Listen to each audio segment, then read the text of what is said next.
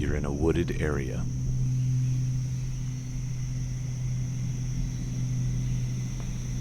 Surrounded by small bodies of water, tall grass, and fog.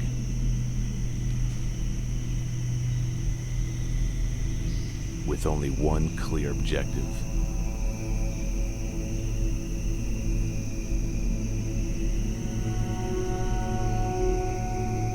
Survive.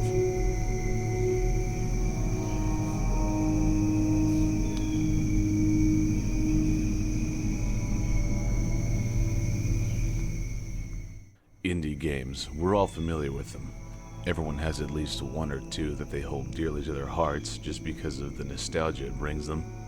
And in my case, it's this one you're looking at right now, called INNAWOODS. INNAWOODS was created by an Armitage Games, who was apparently a developer on GameJolt. The guy only has 2 other games on GameJolt that he ever made, but honestly, I've been so obsessed with this one, I didn't even try them yet.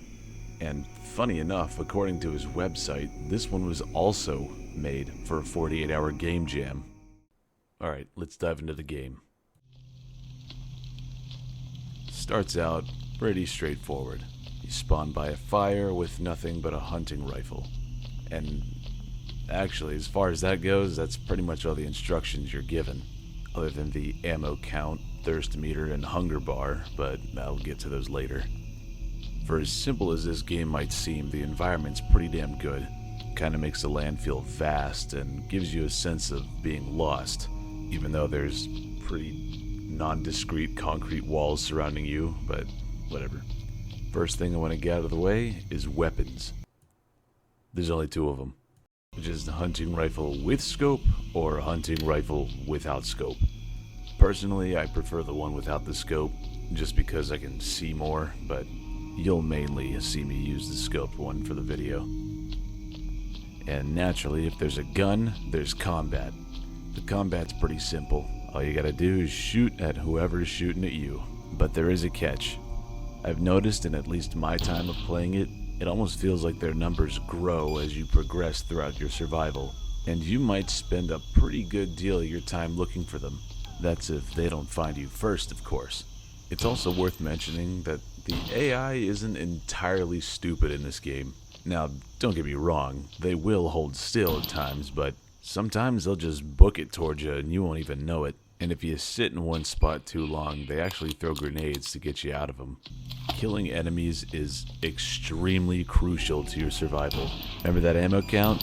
Well, there is zero, absolutely zero way to survive in this game if you don't have ammo. If you run out of ammo, it's pretty much a death sentence from there. So you usually have to make sure you're careful with it and make every shot count. Another thing that sucks is that the ammo cap's at 20, so you can't just keep stockpiling it. So eventually it will become a problem for you. Another element in this game is hunting. Hunting is also crucial to your survival, because if your hunger meter goes all the way down, you die. For every animal you kill, it might drop 1 or 2 pieces of meat that you just walk over and eat. If you somehow manage to forget to eat in this game, then you should probably euthanize yourself. Another thing, damage. The enemies are pretty easy to kill. You can usually take them out in 1 to 2 shots.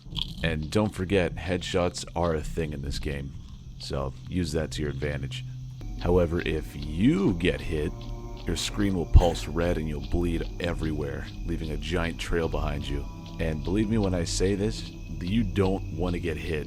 It'll fuck up your combat tenfold. You'll recoil every time you pulsate, so good luck landing any shots with that.